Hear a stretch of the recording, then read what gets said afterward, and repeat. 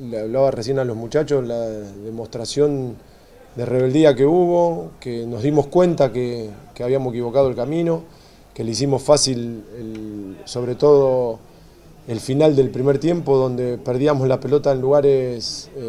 complicados, donde ellos salían rápido, nos complicaron de esa manera, estábamos impacientes, queríamos meter la pelota en lugares donde todavía no estaba el lugar para meterla.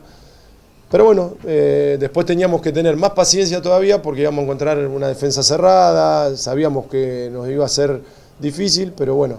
el hecho de haber hecho el gol nos dio más tranquilidad, la expulsión también colaboró en esa circulación, pudimos estar mejor parado en el fondo y no tener esa salida de contragolpe. Y después del segundo gol nosotros creo que podíamos haber ampliado el resultado y no lo logramos.